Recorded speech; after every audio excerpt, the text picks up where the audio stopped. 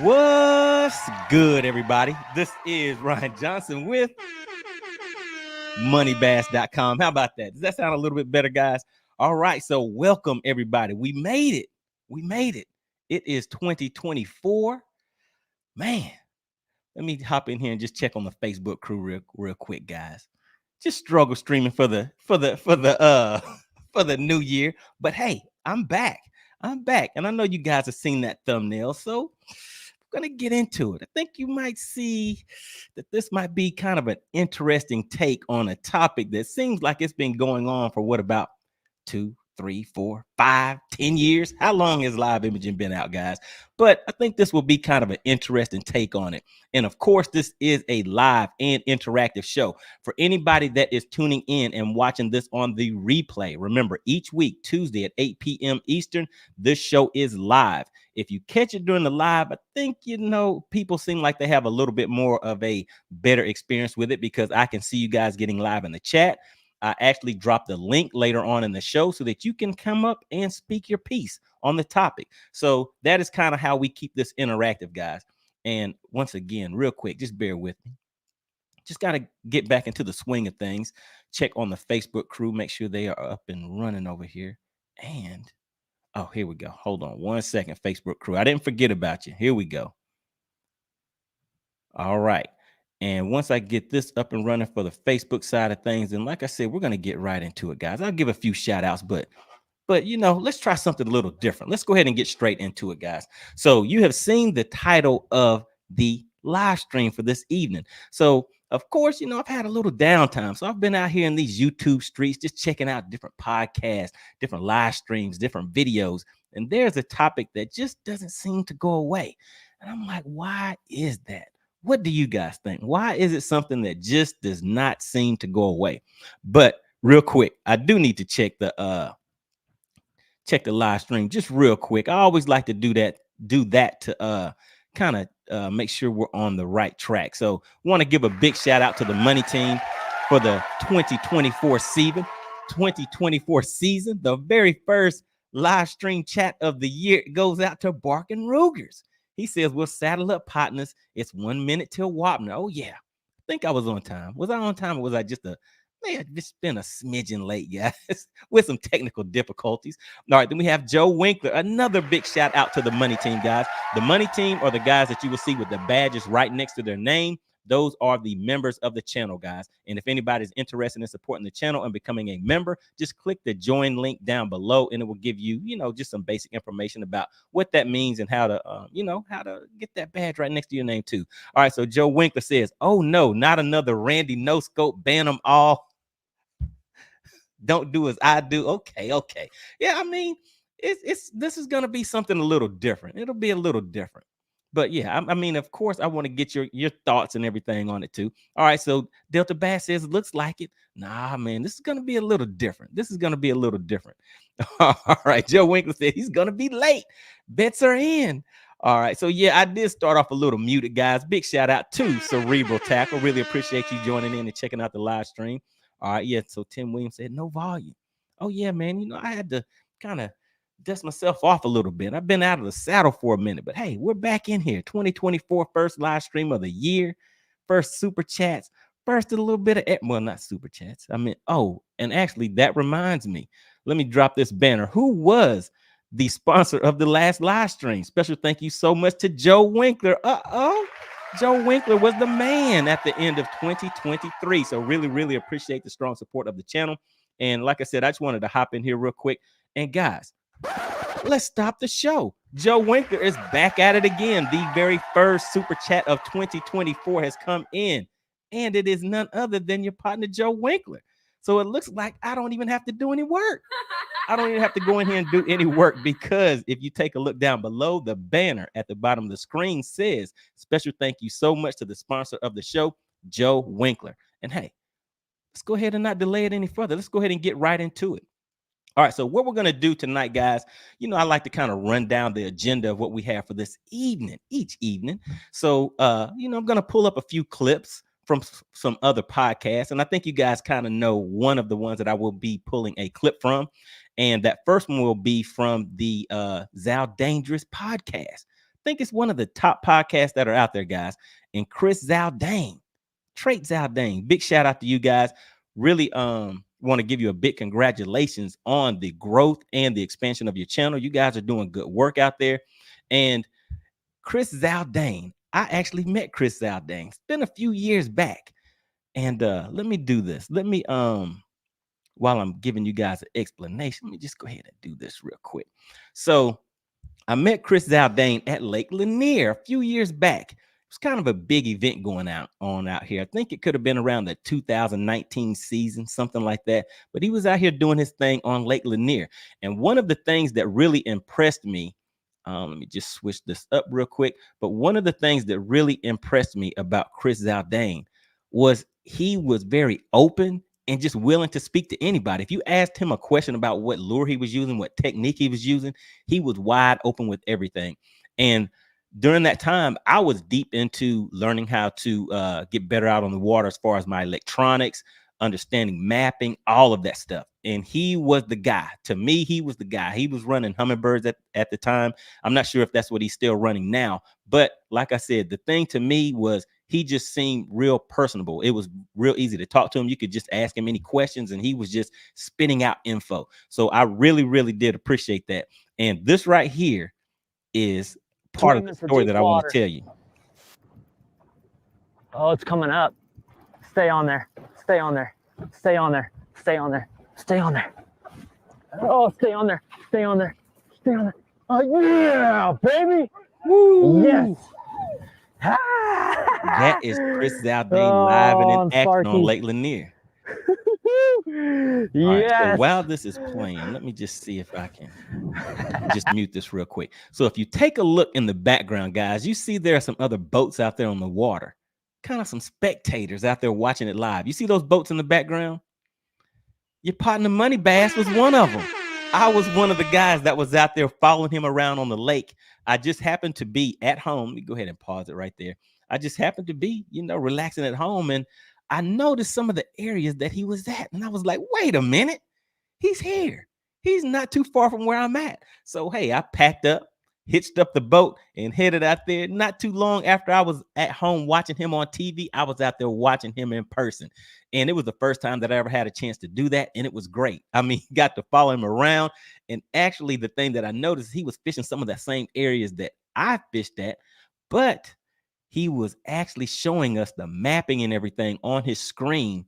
And I was like, wow, I never thought of using my mapping in that type of way. So for me, it's, it was just a great experience. And like I said, being able to learn some things from him out there on the water, following around, seeing it live, it was just a great experience. So just wanted to show you guys that, because that was it wasn't necessarily my introduction to Chris Zaldain. I've been following him before that, because one of the things that I mentioned is he was an electronics guy. And it was before LiveScope or anything was out where I was following him and seeing him do his thing out there on the water with the electronics. So, it kind of always left a very good impression for me of him.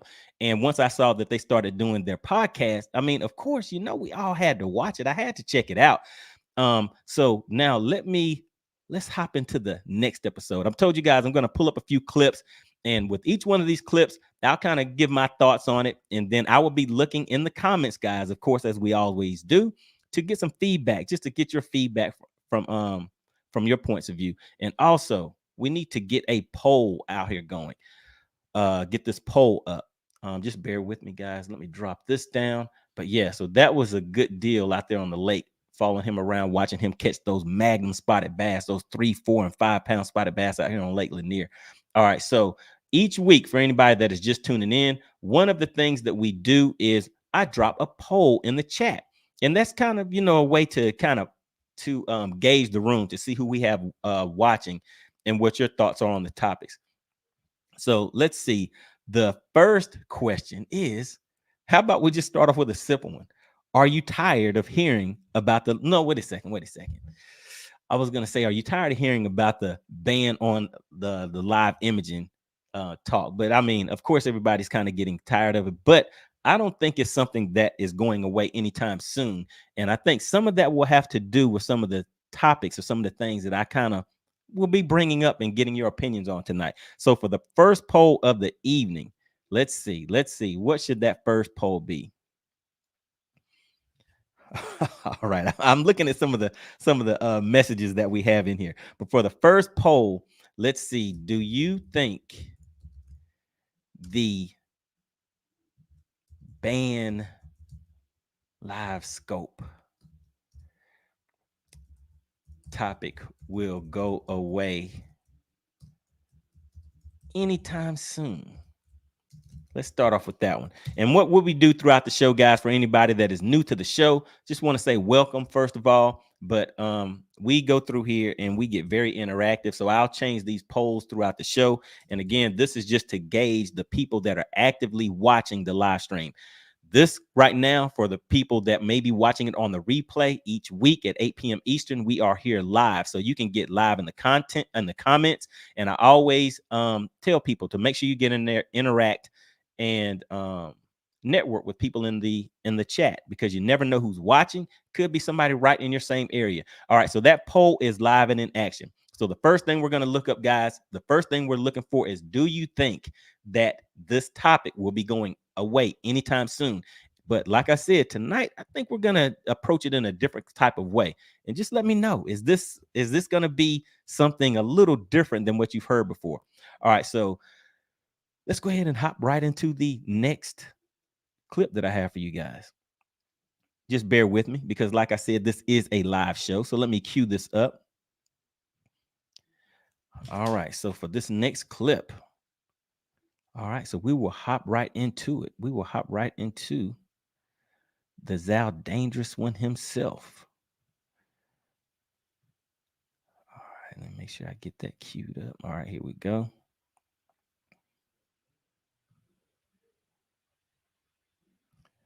All right, so just bear with me, guys. All right, so now have a quick clip I'm going to play. We're just going to play a few minutes of it. Not even a few minutes, just a few seconds of this clip, just so you can hear the, something that caught my attention that kind of may answer that question. Could answer that question is, what is, let me see, what was the, let me just pull it up to make sure I say it correctly. The title of the live stream is LiveScope Ban, the real reason pros want it banned. So there's multiple reasons out there, but whenever you think about it, what is something that you think would be kind of obvious to people as the reason that people may not necessarily want that around? But before I play this clip, let's hop back into the chat real quick, because I do want to, kind of stay interactive with it and see what you guys are in here talking about. All right, guys, have to stop the show again. We have a new member. We have Bearded Liberty checking in. Just became a new member of the channel. Really, really appreciate it. And welcome to the channel. Each week we get together each week, 8 p.m. Eastern, just a group of guys and gals out here trying to build a community of like-minded people. I mean, we don't have to agree on everything, but at least we all have a love for the outdoors, love for fishing. So we get here and discuss our different thoughts, opinions. Sometimes it's facts, sometimes it's opinions, but we get out here and have discussions about some interesting topics. So really, really appreciate the new subscription.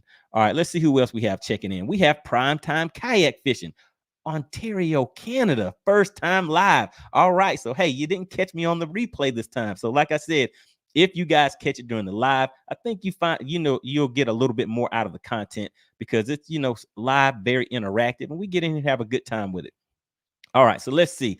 Aaron checking in. What's going on, Aaron? Haven't seen you in a minute. Says, let me see. Did Micah Frazier retire because of the direction of the sport? I don't call it a sport, because every other sport has the best athletes, pros. The best athletes, the pros have the richest. Okay. All right. So he's saying it's not necessarily a real sport. All right, let's see. I'm just going to zoom through here real quick, pull up a few of the few of the chats that are coming through here. And the reason I like doing this, guys, is just so I can get a gauge of who's in the room. What you guys are out here thinking, and then we'll hop right back into the content.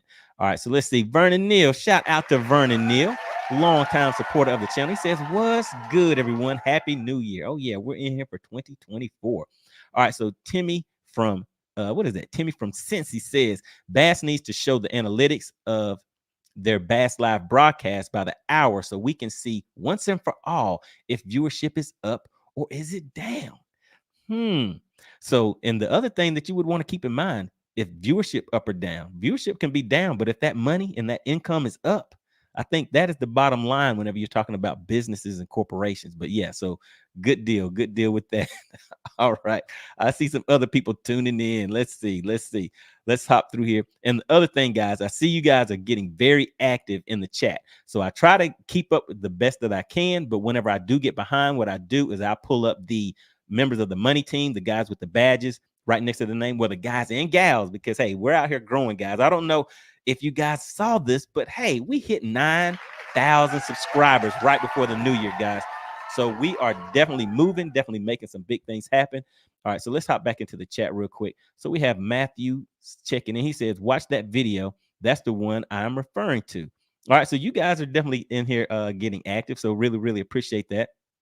All right, we have Ron. Ron says, I made the regionals a few years back. It was at Lanier. I drew Jake Whitaker. I think that was before he started fishing bass. Cool guy, and shared a lot of info. So yeah, that is something that I did notice about the pros. Whenever you meet them in person, you know, they'll get out there and talk to you. So I know that's kind of part of the job that comes along with it, you know, to get out there and you know, be personable and out there reaching out to the people. All right, shout out to Big Jim. What is going on, Big Jim? He says, taking it out on Dale Hollow tomorrow. First fishing trip since putting on the new grass. Oh yeah, I think I'll be out on the lake tomorrow too, guys.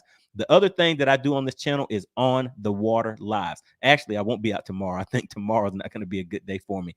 But Thursday, I'll probably be out Thursday. So for you guys that are subscribed to the channel and you hit that notification bell, whenever I drop the link for the on the water lives, the same way you see me here live, I will be out on the water live. I go over electronics. I'll go over different, you know, techniques. And it's very interactive. I'm communicating with you guys. You're giving me suggestions on what baits you want to see, what you want to see on the screens, all that good stuff. So it's a good time out there on the water lives. All right. And let me just hop through here real quick. All right. So Bearded Liberty came in and got right to it with the chats. Okay, as long as Randy and Ben keep at it. No, they both are losing followers over it though. They're beating the horse to death.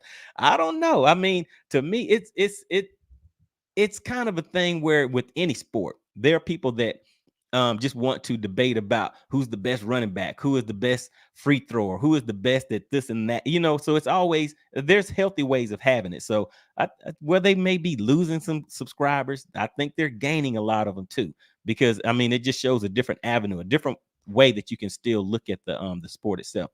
All right, so let's see, who else do we have checking in? All right, CT says fishing is a real sport, but golf isn't. Fishing is a real sport. All right, so let's see. C219 Troll says, what's up, money? Ban LiveScope topic is already getting old, so I think it will go away soon. Crappy tournaments have fully embraced it and left behind the ones who don't like it. Oh yeah. You roll with it or get rolled over is what they say with some of these things, right? All right, shout out to Doty Fishing. He says that, Aaron, have you ever fished a 4-day tournament after 3 days of practice? Goodness gracious. Oh yeah, now that is putting in some work right there. All right, shout out to Edward Cohen. What is going on? Good to see you out here in 2024. Oh yeah, we made it. We're back at it again. All right. So we have Matthew says they're never taking forward-facing sonar off the market. Won't ever happen. Y'all keep buying electronics. They're going to keep making them. So think about that. It's everyone's fault they made forward-facing sonar. Oh yeah. We want that. We want advancements in everything in life, man. I mean, even if they come out with some advancements in socks, I think people will be like, hey man, I have these new improved socks. Your socks have holes in the bottom. Mine, I can wear mine outside like shoes. I mean, I don't know, who knows. But yeah, so they're going to keep coming up with advancements. All right, so now let's go ahead and play this clip, guys. We're going to get straight into this next clip. And this is kind of a prelude to what made me come up with this topic tonight. Like, is there more to this? Or is it just something that's face value as to why people are really pushing? Certain people are pushing for the banning of this technology. But let's take a listen and see what you guys think. All right, here we go, guys. Let's take a listen and see what you guys think. It's an unusual reality you find yourself in pro fishing. It's so different. It's like, unless you. All right, let me just slow that down for you guys. I normally listen to these at a little bit faster than regular speed. Okay, here we go. Been in it as long as like you've been in a long time too. 13 years now. Yeah. I mean, people don't understand the metamorphosis that has taken place just in like what tournament fishing is. Yeah. It's just like I can't believe it, and I don't understand why a lot of the older guys haven't been more vocal about it. I think they're pretty. Hold on, wait a minute. He said why the older guys haven't been more vocal about it. Why does it have to be the older guys? Let's see. Vocal. I think old Matt Heron's been real vocal about it. Yeah, and they should be, because you got guys like Matt Heron that is a hammer, and all of the skills that he has developed over the decades are worthless now. Yeah. He can't They're worthless. Why would skills become worthless?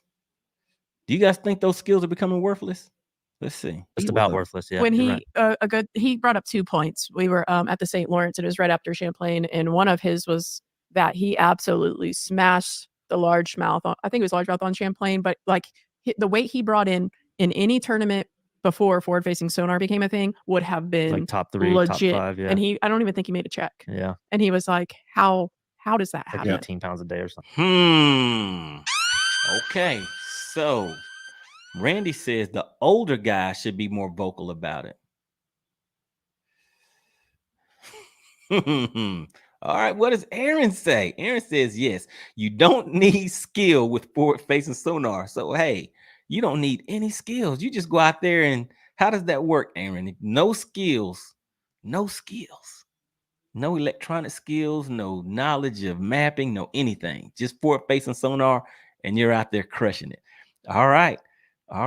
Let's see what else they had to say about it.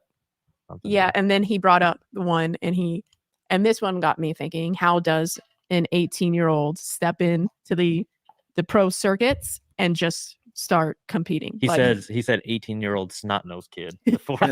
Oh, come on, not the snot-nosed kid. Is that welcoming? Do you feel good when you hear that? He said the 18-year-old snot-nosed kid. So I guess for me, whenever I would hear that an 18-year-old is doing great things in any area, my first thing would be, how long have they been doing that? Just because they're 18, does that mean they just started that year? What if he has been out there and had the resources, family resources or whatever, and he's been out there since he was 12 with his dad, with his granddad, or with his uncles or something like that? Because one of the things that I have heard, and I can't remember the angler's name, but this is something that I hear repeated a lot. One of the new guys that made the elites this year, that he put 700 hours on his motor in 1 year. He put 700 hours on that motor. Think about how much time that requires on the water. And that's with the motor on. That means that he has a lot more time than that just with fishing. So how much time and effort has that person put in over the years, even at whatever age they're saying that person may be, whether they're 25 or whether they're 20 or 18? What have they done, to achieve that point? But yeah, so they're saying the 18-year-old snot-nosed kid. So if we're trying to grow the sport, is that really the way you want to refer to the and he said, like, since when is that with zero experience, that you can compete with the best of the best? And all right, so that kind of goes along with what I was saying. Is it really zero experience? Would you really say that person, just because they're 18 or 25, I believe Jacob Fouts said he was like 25, he was competing and winning at 19 years old. So, but he also mentioned all of the sacrifices that he made. So do you know the history of that 18-year-old person that you're referring to? I mean, I don't. So I'm asking. So if anybody in the chat, if you guys know, drop it in there, enlighten us a little bit. But let's just listen to a few more seconds of it, and then we'll pull up the next clip. I'll hop back into the chat real quick because I see you guys getting active in there. And remember, the other thing that I would do, guys, I would drop the link, and that will allow you guys to click on that link, and I can bring you up. We can share the screen. You can, state your thoughts or opinion. I have a timer right here. I'll drop that timer, give you about a minute, so we can chop it up real quick. Then I'll drop you back down and I'll bring up the next person. So like I said, this is very interactive. I'm watching the chat, pulling up some clips, bringing up people on the screen. So, hey, we're going to have a good time, guys. We're going to have a good time with it. All right. So now let's just go ahead and see what else they had to say about that. And And that did that, because sometimes, and I love you, Matt, don't get mad at me, but sometimes I think you're crazy. Sometimes it's okay. I'm crazy too. Some of his points, I'm always like, oh my gosh. But that one kind of stopped me in my tracks. And I was like, I never thought about it that way. You know, if you can compete in something that has always required lots of experience, on the water experience, and in a level of intuition that you're almost just born with. And you now don't need either of those. That's interesting. So That's So they're saying that it doesn't require experience, and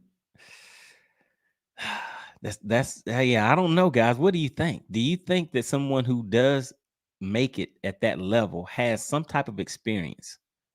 When they're saying zero experience, that's like taking all of the credit away from that person. Whenever we're talking about growing the sport and everything, does that sound welcoming to growing the sport and bringing in new people, bringing in the high schoolers, the middle schoolers, the college kids, and having them advance into the sport? Because change is something that a lot of people push back against. And something that it kind of reminds me of is when you have kids and you're raising your kids, and as they get older and they may start having their own thoughts and things that they want to do on, do from their point of view, the way that they see things. But you may have the mindset of, some people are like, hey, this is the job you're going to have. This is the person that you should marry. This is how you should handle this. This is how you should handle that. They want to be able to control that situation, that growth of that thing that they have been a part of and are now putting out into the world. They want to still continue to control the advancement of that. But you can't always determine how that growth will be. It's gonna, take on a mind of its own in some situations. And it kind of reminds me, hopefully you guys know what I'm kind of getting at with that. But yeah, trying to control certain things. You do want the growth, but you want it to grow in the way that you want it to. You want other people to live in the way that you want them to. And it doesn't always work that way. All right, let's see what else they had to say. Micah Frazier recently announced his retirement. He's kind of a younger to middle-aged guy who chose to spend more time with his family and businesses other than make a living fishing. He made a comment saying, yes, I'm going to spend time with my family. I'm going to be here for them. And I simply don't like the direction fishing is going. In your opinion, when you hear something like that, what is he referring to? All right, so what do you guys think that that's referring to? All right, so now let's go ahead and drop that down, guys. Let's pull up this next clip and this next clip. And each one of these clips that I'm playing, guys, the full link to these interviews are in the description. Some of them are an hour long, some of them are 2 hours long, guys. But I mean, they have a lot of great content in there. And not that I need to shout out the Zaldaingerous show, because they have a lot more subscribers and a lot more viewers than I do. But make sure you guys check out that show. They have some great great guests that come on there, and they drop some great on the water content also. All right, so just bear with me. Let me drop this down. Remember, we are a live show, guys. So sometimes I need to get in here and do a little work. And while I am doing that, just want to give another shout out, give credit where credit is due, to the sponsor of tonight's live stream, which is Joe Winkler. And as you guys see, he does have that badge right next to his name. So he is a member of the channel, a member of the Money Team. If any of you guys are interested in becoming a member of the channel, just click that join button down below. It'll give you give you some information as far as a few of the perks that come along with that. All right, so just bear with me. What I'm doing right now is just pulling up this next clip so I can bring this up for you guys. All right, so here we go. All right, so shout out to HellaBass. How many of you guys know about HellaBass and his live streams and the channel over there? If you know about HellaBass, drop HellaBass in the chat. I just want to see if any of you guys are familiar with his content. Great show over there. He does live streams and he does video content. All right, just bear with me. I'm hopping back into the chat real quick just to see. Is anybody familiar with HellaBass? Just drop HellaBass in the content. I mean, in the comment section if you are. And while we're doing that, let me just go through here and pull up a few more of the comments just to see what you guys are saying. All right, let's see. All right, so Aaron says, no way fishing is a real sport. The pros don't have the best, just the richest. All right, okay. So he says money doesn't make you a great angler. Yeah, I mean, and so we have some of the anglers that are out here saying that it isn't all about fishing. You have to get out there and work for those sponsors. So you have to be out there putting in work too. So it's not just all fishing. So maybe that's kind of what Aaron is saying right here. All right, shout out to Doty Fishing. He says, Aaron, have you ever fished a 4-day tournament after 3 days of practice? All right, so I think I read that one already. Let's see what else we have in here, guys. Just trying to get caught up real quick. Aaron is going hard in here. He says, if you get tired fishing a 4-day tourney, it's time for a new hobby. Come on, Aaron. Hey, man, it gets tough out there fishing 4 days in 4 days of pre-fishing and then 3 days of tournaments. Man, if you're not out there working out, I mean, you see some of these guys are in their 40s, 50s, hitting the 60s. I mean, you got to get out there and do some stretches and everything. So, yeah, I mean, it can wear you down. All right, so let's see. All right, let's see who else we have in here, guys. I'm just going through the comments real quick, and then I'm going to play this next video. And also just looking real quick to see if anybody put HellaBass. Okay, there we go. We have a few people in here that watch HellaBass content. So yeah, so I just have a quick segment that I'm going to play in here, which, your partner MoneyBass is out here in these YouTube streets. I'm out here in these YouTube streets, networking with people.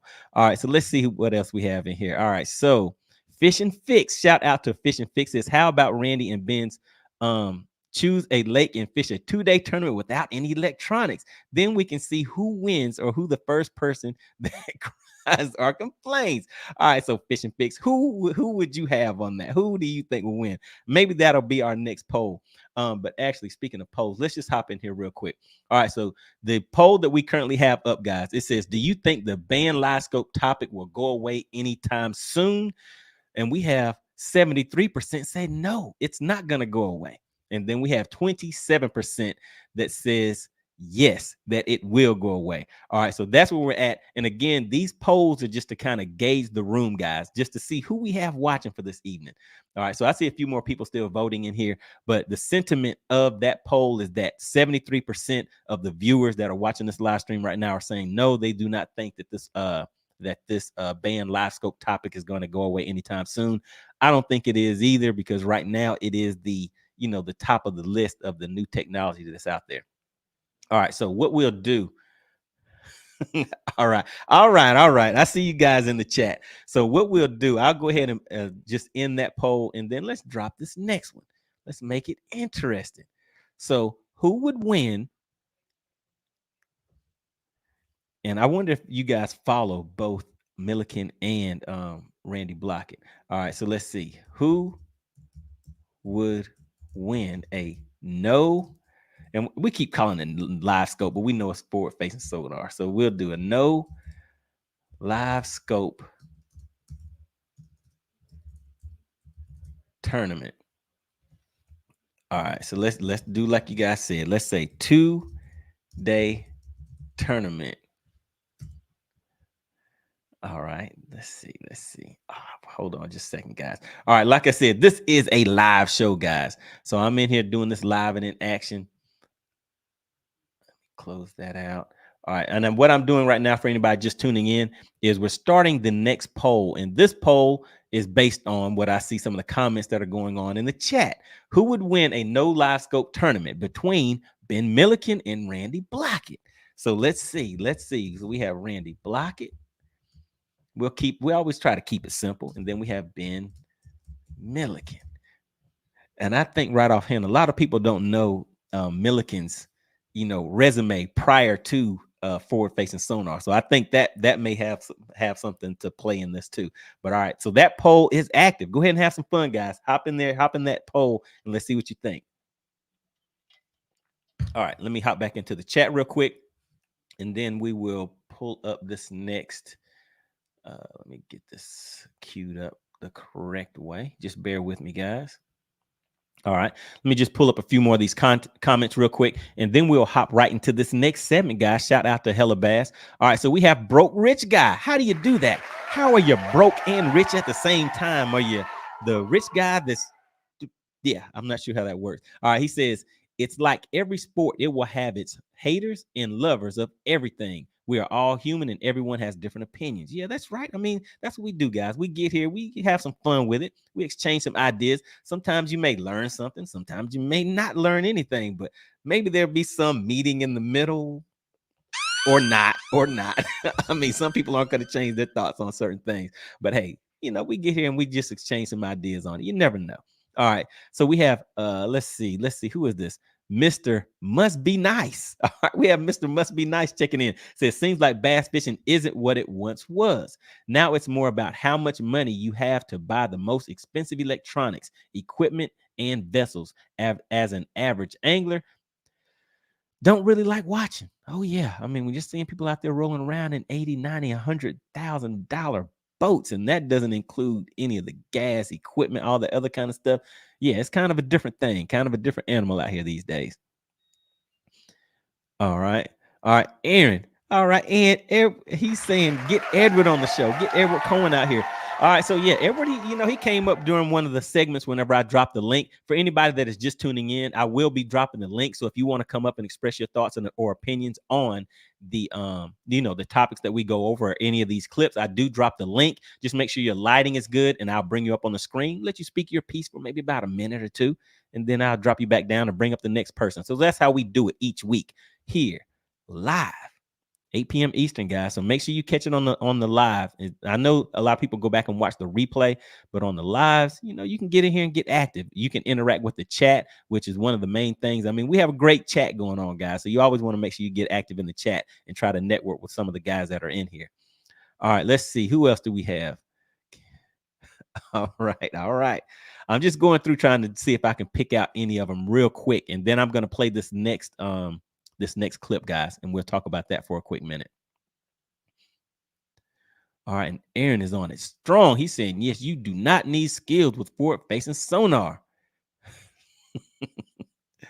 All right. Shout out to Doty Fishing. He says, I'd rather talk about forward-facing sonar than what's on sale at Home Depot. Okay, yeah. I mean, hey, it's talk. I mean, we can have fun talking about fishing, guys. All right, let's see. Aaron says, no skill is over-exaggerated, but it isn't that hard, especially in the Northeast. All right, yeah. So, I mean, it takes some skills to get out there. And you have to know how to scan. You have to know how to do some things to get out there and get that forward-facing sonar going. All right, Big Q says, top of the evening, all, and just because you have LiveScope doesn't mean you're gonna catch the fish. Big Q, you can't come in here saying that. I don't know if you have it, you're gonna catch them. All right, and I saw a message up here earlier. I think you said you were 18. Is that right? Drop that message again in the chat, Big Q, and I'll see if I can maybe I'll be able to find it next time. All right, so let's see what else we have out here. All right, what does Barkin Ruger say? Barkin Ruger says, cerebral tackle, I suck so hard, bro. I got an only fishes channel. $5 make you holler. Not an only fish channel, only fishes. I'm gonna run every tool I can to get my hands on it if it helps me. Okay, all right. He has look at him, got the only fish channel out there. I don't know if I want to see that. What kind of stuff are you doing on the only fish? Not only fans, but only fish channel. All right. Shout out to Edward Cohen. Let's see what Edward Cohen says. He says, I'm old. I'm pretty indifferent about it. I find that when I get on a good jig bite, the forward-facing sonar guys can't beat me, same as always. There you go. I mean, if you can go out there and catch 15, 20, 22, 18-pound bags without it, then, hey, people are still going to be able to, still have a tough time catching you, depending on, what you're fishing and what lake you're on, too. All right, let's see. All right, so Mr. Must Be Nice says, seems like now you can have bare minimum skill level, a lot of money, and be great in the sport. I think it's still going to take a lot of time out there on the lake. I mean, what do you guys think? Do you think money can buy you everything in these sports? I mean, you still have to get out there and be willing to put in that work. So, it definitely does make it easier whenever you have access to certain things. All right, so here we go. This is a very good point. So this is kind of along the lines of what I was mentioning earlier. So what they're saying, what Barkin Rugers is saying is, what they don't talk about is these 18 to 25-year-olds have fished high school, college, locals, regionals, and they've had the full backing that pros didn't used to have. There we go, guys. So that is something that I think is a key factor. Whenever we're trying to pinpoint, this is the reason that this person is able to get the outcome that they have. They came from a rich family. Maybe they did, but maybe they've been fishing in competition level since they were in middle school. Maybe they've been having access to YouTube videos. Yes, sir. Where people are willing to show exactly what they are using. Things like that from when they were teenagers, early teenagers, 10 years old, 12 years old. These guys have access to knowledge and information that we did not have growing up, especially if you grew up in before the cell phone era. Remember beepers and pagers? A lot of people don't even know what those are these days, and cassette decks and all that. So they have a completely different mindset, a different learning capability than we do. And so if you think about it, they're getting their experience at a lot faster rate. It's like Cliff Notes on steroids in some cases. So just because that person is 18, I don't think you can necessarily take away that knowledge that they have built up over time with the tools and equipment that are available to them. So you can't, I mean, it's just kind of hard, guys, but I mean, it's interesting. So yeah, so that is definitely a good comment right there. So yeah, let me just read that one more time. What they don't talk about is these 18 to 25-year-olds have fished high school, college, locals, regionals, and they've had the full backing that pros didn't used to have. Right. I mean, they have backing that pros didn't have, the average anglers used to have. It's just a different animal out there. So they're able to just move at a lot faster pace as far as their learning curve. All right, let's see what else we have. All right, so Bearded Liberty, shout out to the new member of the channel, says you have to have drive and be great to be great. Yeah, I mean, yeah. So, I mean, I don't think it comes easy, guys. I think you still have to get out there and do a lot, put in a lot of work and make a lot of sacrifices. And it's just easier to do that at a younger age. I mean, as most of us know, life brings responsibility and experiences, and some of them, you know, it kind of cuts into all that time where before you may have been able to be out there on the lake for 14 hours, 12 hours in one day. Can't always do that, you know, once responsibilities and stuff start getting to you. All right, let's see what Adam has to say. He says, I just got one question. If these young guys were so good, who cares if they got forward-facing sonar? Why do they care if they are such good fishermen? Why is it such a big deal to keep it? Oh, so you're saying that if they're so good, how would they do without it, basically? Am I getting that right? All right. So, I mean, I think once you get into the fishing industry, that platform, you kind of have to start looking at it as being something more than just fishing, because it's a marketing platform too. So everybody knows that those dollars are going to be involved in that. All right. So now let's I'm trying to keep up with the chat. Yeah, you guys are definitely moving real quick. So I'm going to pull up this next clip, guys. Let me drop this down. And yeah, I'm trying to pull it up, guys. I'm trying to keep up with the chat, but you guys are moving fast. But the members of the Money Team, those kind of stand out. And let me give another big shout out to the current sponsor of the live stream. That is Joe Winkler. He says, iBass says Happy New Year to everyone. So Joe Winkler, he is the current sponsor of the channel. If you take a look down at the bottom of the screen, you see that banner that is scrolling. That is how I acknowledge and give credit where credit is due each week to the people that support the channel. And that banner says, special thank you so much to the sponsor of the show, Joe Winkler. So wanted to give that big shout out again. And also want to give a honorable mention to the new member of the channel, Bearded Liberty. Shout out to you. Really, really appreciate it. All right, so let me drop this down. And now let's take a listen to this next clip, guys. Your partner MoneyBass is always out here in these YouTube streets. What did he have to say? Let's take a listen. Well, MoneyBass, don't want to ignore this. Thanks for the $5 super chat. He says, do you think older pros resent the younger anglers for winning and using front-facing sonar as a scapegoat? Yeah. All right, so here we go, guys. Let me read that question myself just to make sure you heard it. So the conversation that they were having a little earlier in their live stream. Now, this is over at HellaBass, guys. I did drop the link to the full interview is in the comment section. But the question that I asked based on what they were talking about earlier is, do you think that the older pros resent the younger anglers winning and use forward-facing sonar as a scapegoat? Now, think back to the clip that I played a little earlier where they called them snot-nosed kids. Is that something that you think you say to somebody that you have a certain level of respect for? So calling them snot-nosed kids. So that in conjunction with some of the things that they were mentioning in this live stream a little earlier. Let me just go back just a little bit. And let's just see exactly what Soukup has to say. I hope I'm pronouncing his name right, but here we go. Let's see what he has to say. Real quick, the question is, do you think older pros resent the younger anglers winning and use forward-facing sonar as a scapegoat? Here we go. Younger anglers for winning and using front-facing sonar as a scapegoat. Yeah, 100% they are. Ooh, did you hear what he said? He said, yes, 100% they are.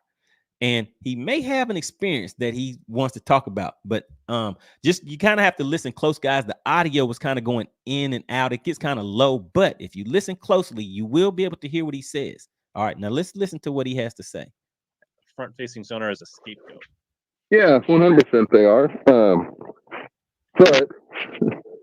But I understand the emotion behind it, and it takes a very, very selfless man to analyze himself and say, "Hey, being a grumpy old man and work harder." Especially when you get to that point in stage of life where you're in your 40s, 50s, 60s, your body's breaking down. You can't stay up as late at night. You're not as smart as you used to be. You're not as quick as you used to be. All these things. So not only are you fighting the fact that now you're getting challenged, but you're being challenged against what your body's telling you to do, what your body's telling you to slow down. So I felt that, and I'll give you an example. All right. So he has a personal example that he's about to talk about. So you guys saw the question, and he says 100% they do. And what I was mentioning earlier, for anybody just tuning in, welcome to the live stream. And we're just kind of going over a different perspective from the topic that doesn't seem like it's going to be going away anytime soon, about the banning of LiveScope and what is the real reason. Some things you can just kind of look at face value and lose sight of why someone may say something that sounds just so obvious. And there's all these other reasons. It's this, but maybe it's just the thing that is right there in front of your face that you would first think of as, oh, okay, I know why somebody would say that. But so that's kind of what we're looking at. We're just trying to just share thoughts and opinions of it. And the other thing, keep in mind, guys, I'll drop the link shortly. So if anybody wants to come up and speak their piece about it, then I'll bring you up on the screen, let you chop it up a little bit. Let people hear your thoughts and opinions on it. Then I'll drop you back down and bring up the next person.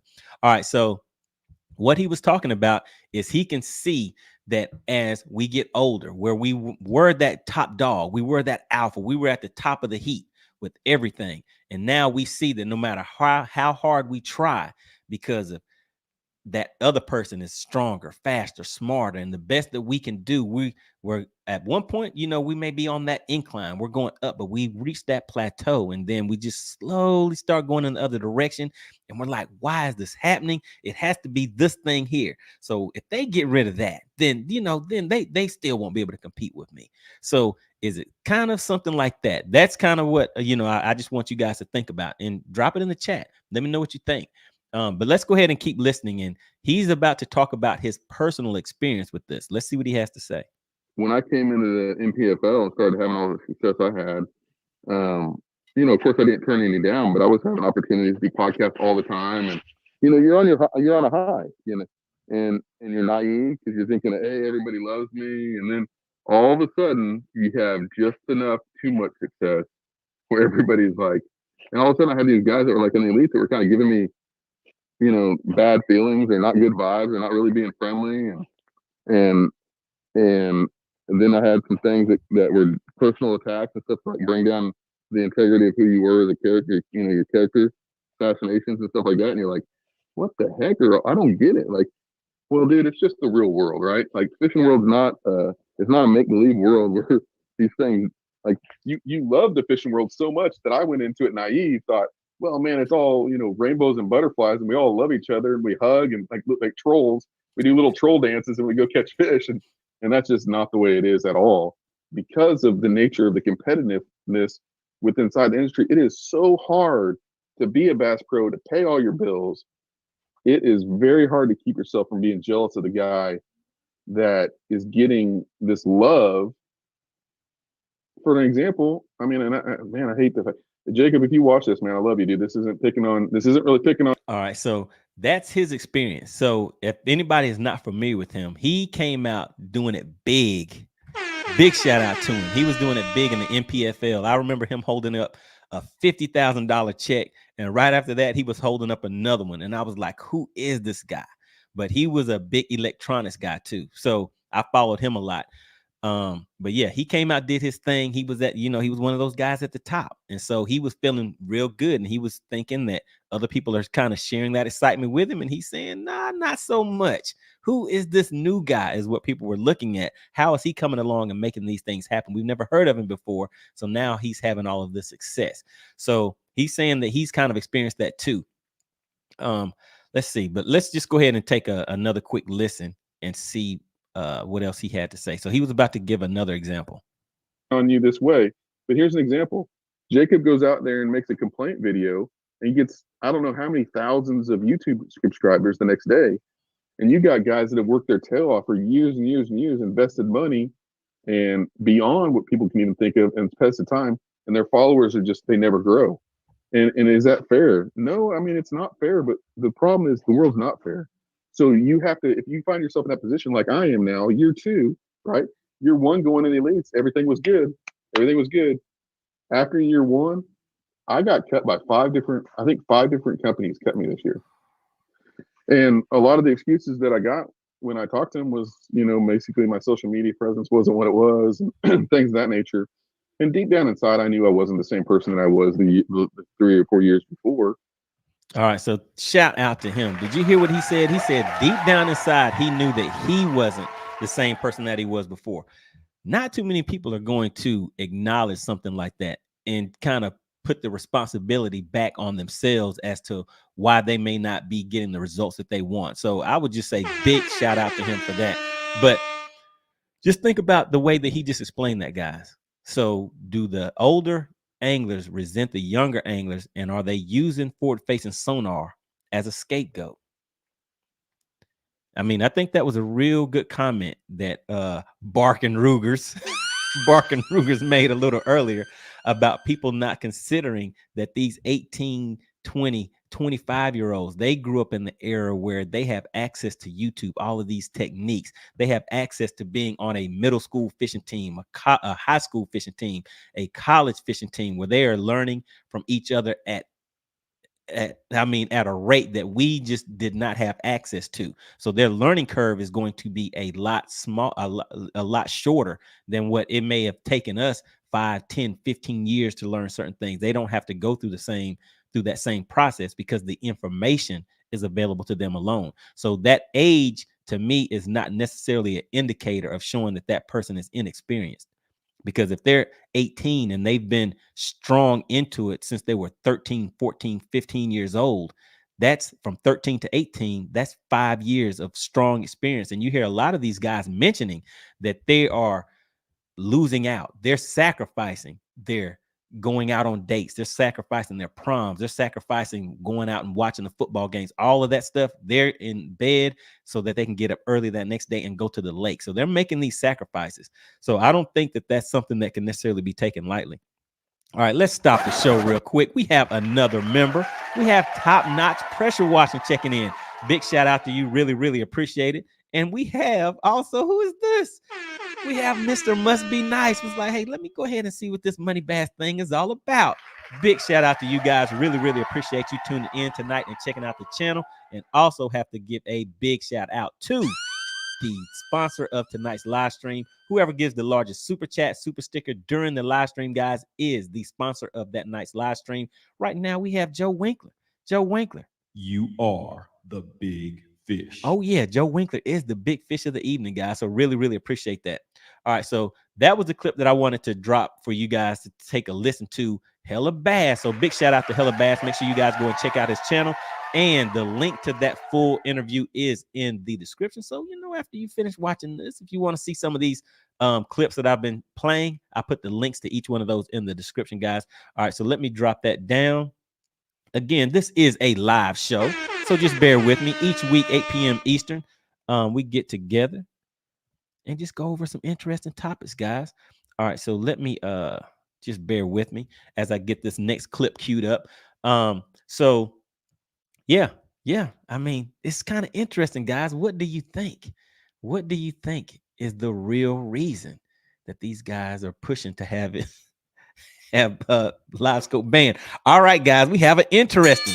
All right, let's hit the bell on this one. All right, so who would win in a no LiveScope 2-day tournament? Wait a minute, guys. Do you see the results? Is there anybody in here that has not voted in the poll? So, we keep things kind of interesting. For anybody that is just tuning in, welcome to the live stream, guys. We get together each week, Tuesday, 8 p.m. Eastern. And, if you're subscribed to the channel, I may drop a pop-up live stream every now and then too, guys. So we're going to get into it a little bit more in 2024. So we're going to get into a lot more content, a lot more interactiveness, a lot of more things going on. But what I do, guys, is I will drop polls throughout the live stream. And, just to keep it interesting. So the question that a lot of guys were discussing in the chat, I saw some people talking about a Milliken versus Randy Blockett out on the lake, 2 days. Who would win? If you did not vote in that poll, go ahead and drop your vote in the poll real quick, because I'm about to go ahead and take a look at that. And we'll go over that. And then I still have a few more clips. Let me see. I think I have 2 more clips that I'm going to pull up. And each one of these, they are, just adding a little more information into the topic that we have tonight. And like I said, I want you guys to kind of look at it from a different light. Like, just take it at face value. What is the reason that you think somebody would initially say to ban something or get rid of something? And then we're just looking into it from a different lens. Let's look at it that way. We're looking at it through a different lens just to see. All right, guys. So a lot of you guys have already voted on the poll, and I cannot believe this. What is going on? So the question is, who would win in a no LiveScope 2-day tournament with no LiveScope, guys, between Randy Blockett and Ben Milliken? And you guys have Randy Blockett at 27%. Now, Randy is the no electronics, no LiveScope guy. Everybody knows Milliken as the LiveScope guy. But maybe some of you guys know about Ben Milliken's history before LiveScope. Oh, yeah. He was still doing his thing. So maybe some of you guys know about that. But yeah, so we have 73% of you guys saying that Milliken would win. And that's surprising. I was thinking that because we took away the electronics aspect of it, that you guys would go ahead and give that to Randy. Yeah, kind of interesting. All right, so now let me hop back into the chat real quick. And like I said, guys, I am going to bring up another clip. Let me just take a look and see what this next clip that I'm going to bring up. Oh yeah. This is going to tie right into the previous clip. And this will be pretty interesting too, guys. But let me hop into the chat just for a quick minute. And for anybody just tuning in, what I do is I'm very interactive. I try to keep up with the chat, but a lot of times that chat will start moving kind of quick. So in that case, what I do is I'll hop in the chat and try to read the members of the Money Team. If you see anybody with a badge right next to their name, those are the members of the Money Team, the members of the channel. And if you're interested in becoming a member of the channel, just click the join link right below, and it'll just give you some basic information about becoming a member of the channel, guys. All right, so I'm going to hop back into the chat real quick before I play this next clip. Let's see where we're at. All right, I see some interesting comments in here, guys. It looks like we're going to have some fun with this one. All right, man. All right, so yeah, I'm going to try to go through. I'll try to sneak in a comment or two that aren't members of the channel, but it's kind of hard to get those to stand out for me, guys. All right, so let's see. All right, so we have Bottom Line Outdoors. He says, went on a fishing trip with a young man. When my LiveScope went down, he had a mental breakdown. Oh, no, he had a mental breakdown. Had to show him how to fish without LiveScope. Come on, Bottom Line Outdoors. Come on. I mean, he still knows how to cast and how to fish. You said you had to show him how to fish. So give us some tips. What were some things that you showed him that he needed to learn how to do without LiveScope? How did you teach him how to fish without LiveScope? All right, so we have the Bass Assassin. What is going on? Checking out the live stream. Really, really appreciate it. He says you live in Georgia. Oh, yeah, I'm down here in Georgia, man. Down here making things happen. All right, Barkin Ruger says, Doty Fishing, I think I'm going to have to load up a chicken hawk, 12 crappie poles with a 65-pound braid. Now, see, Barking Ruger, he's in here networking with everybody. He's in here talking about it. All right, so let's see. Big Jim Fisher says Ben is an elite angler. Oh, wait a minute. Yes, sir. Okay. So you're to letting me know that maybe that is why that he is up at that 73%.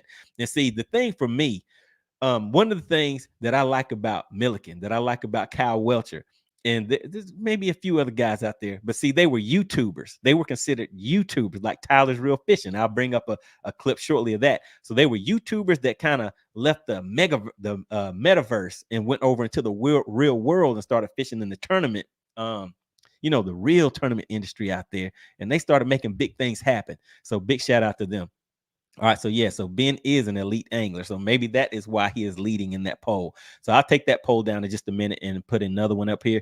And if I see anybody that has an interesting topic that they want to add for the poll, then if I see it in the comments, then I'll drop that in there too. All right, so let's see. Joshua Murphy says it's not certain until they enforce the forward-facing sonar in 360. Let me see, mega imaging and 360 imaging is banned. But until then, whatever happens will happen as long as it is still legal. All right. Let's see what else we have, guys. All right. CT, Cerebral Tackle says Aaron Randy couldn't catch them with the crate of dynamite. Come on, CT. You know he knows how to get out there and do his thing. All right. So Bearded Liberty says Randy's biggest moment was swamping his boat to get under a bridge. Hey, now listen. You guys know you gotta love it when you see some alternative fishing skills going on out there. I mean, to me, hearing some of those old stories about putting all this extra gas in the boat and, like you said, sinking the boat to go under the bridge, somebody that is like creative like that is just determined to make it happen. To me, I kind of like that. I kind of like that thing. And that thought process of somebody that's willing to go that extra mile. Sometimes it's kind of borderline iffy, but one of the things that was some big controversy not long ago was, remember Keith Poche? Oh yeah. Shout out to Keith Poche. He was out there jumping dams, cutting down logs, doing all kind of stuff, guys. To me, that adds excitement to it. So I kind of like it. Guys. All right, let's see what else we have in here, guys. All right, let's see. We have Barry the Sabine King checking in. All right, he says if Ben Milliken would fish with a Zebco 33 and some banjo minnows, he would still destroy Randy on the water. Uh-oh. Okay, so CT put it in perspective or was that let me see. I think that was Big Jim said that he is an elite fisherman. So I think that's why he may be leading in the polls. Okay, all right. Then we have Lucky checking in. Says, Aaron, you tripping hard, homie. Ben was smashing fish without forward-facing sonar facts. Uh-oh. So we're having a little bit of a debate in here. So, but yeah, I mean, so that's the thing. Lucky. A lot of people, I think they only know Milliken as the forward-facing sonar guy. They don't know what he was actually doing long before that came out. All right, so let's see. We have a salty angler. Checking in. Says Randy in his prime versus Milliken. I'd have to say Randy would win. Okay. I mean, and you saw Soukup. I hope I'm pronouncing his name right. He mentioned a little earlier, as we get a little older, we gotta stretch out a little bit more. Your bones get a little achy. You've been up for 3-4 days, getting early. It gets a little tough on you. So yeah, I kind of understand what you're saying right there. All right, let's see. All right, so yeah, you guys are having some healthy debates going on in here. Let's see what Michael has to say. He says, don't get me wrong, Aaron.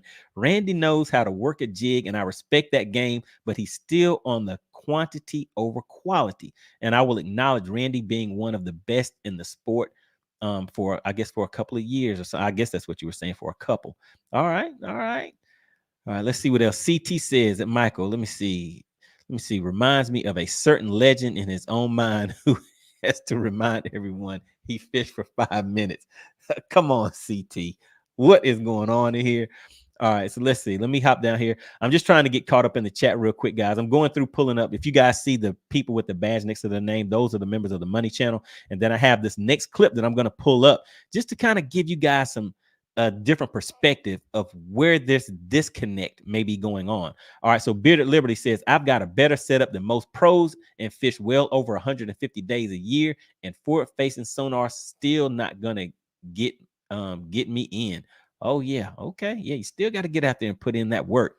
All right, we have Doug Stoots checking in. He says, more power to the kids that want forward-facing sonar instead of Nintendo boxes. Oh, yeah. Got to get them out there enjoying the outdoors, guys. All right. All right. So now let's go ahead and change up this poll. Wait a minute. Let me just check something real quick. Did we have a... Okay, I didn't miss it. All right, so let me just think real quick. So we have this poll up here: who would win a no live scope 2-day tournament? You guys overwhelmingly said Ben Milliken, and somebody mentioned that's because he's currently on the elites, and that's maybe one of the reasons that people are going with Milliken on that one. All right, so let's go ahead and end that poll. And for anybody just tuning in, what we do throughout the live stream is just drop a bunch of different polls in here just to be interactive and just to gauge the room to see what people are thinking about certain topics throughout the show. All right. Okay. All right. I see some more comments coming in. All right. So I'm going to think of something real quick for the next poll. Let me see. What was that first one? Start a new poll. All right. So do you think...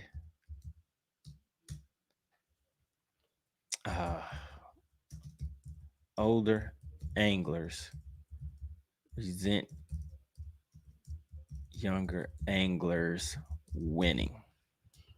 All right, and I guess this can kind of go into what I'm about to play next too, but let's go ahead and hit a simple yes on this. Like I said, we try to keep these polls simple. So do you think it is that they resent them, or is it really about the live scope? All right, so that poll is up and running, guys. Let's gauge the room. Let's see what you guys think. All right, so we are back live and in action. Have a new poll up and running. All right, so now just bear with me. I'm going to pull up this next clip, guys. And this was a kind of an interesting clip. So it kind of goes along with what John had mentioned a little earlier. All right, and so after this, I have, let's see. Yeah, just one more clip that we'll play real quick. And then I'll drop the link. And if anybody wants to come up and speak their piece, we can get right into that. All right, so just bear with me as I find this next clip, guys.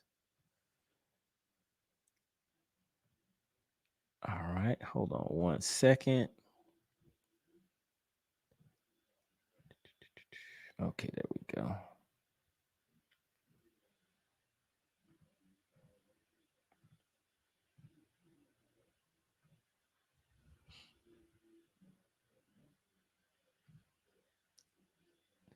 All right, hold on one second. Just bear with me, guys. I'm trying to get this queued up. Keep in mind, this is a live show, guys. So sometimes I have to get in here and do a little work, which I'm doing right now as far as trying to get this. Drop that down. Hold on, just bear with me, guys. I'm trying to find the correct link for you guys.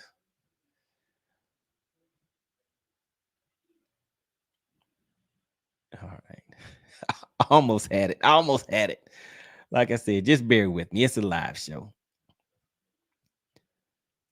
All right.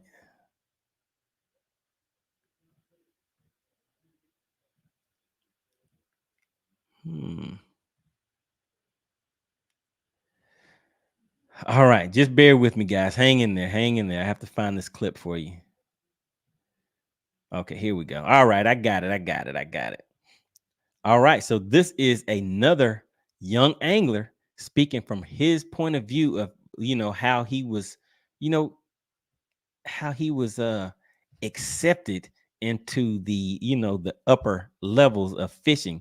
And he's coming from a YouTube perspective.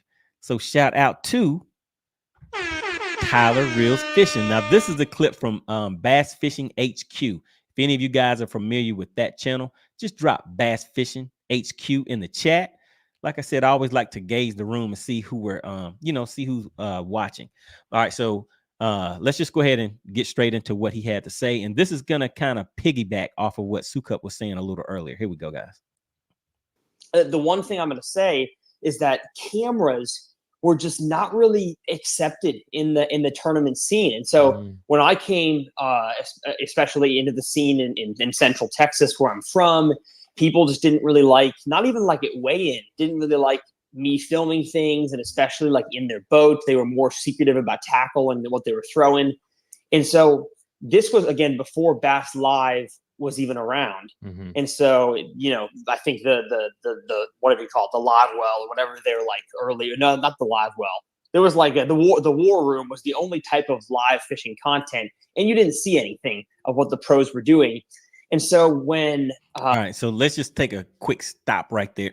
So one of the things that he's mentioning is that once he started getting around the pros or even at college levels, but because he's a cameraman also, so he noticed that they weren't too receptive, and this is early on when he's still, you know, doing his thing with YouTube. So he's known in the YouTube world at this time, what he's referring to, but he wasn't well accepted because he was showing up with these cameras and they're looking like, hey, what are you going to be showing on there, that kind of thing.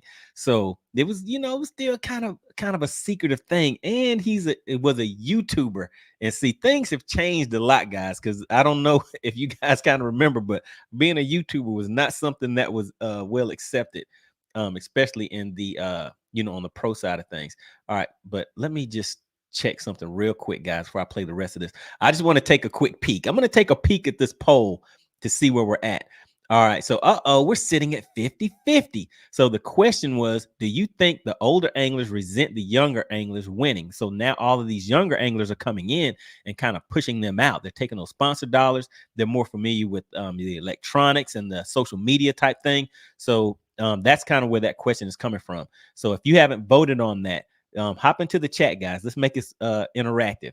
So do you think older anglers resent the younger anglers winning? And right now we're sitting at 52% say yes, and we have 48% saying no. So it's still kind of, you know, real close with that one. So some people, you know, it's kind of like maybe.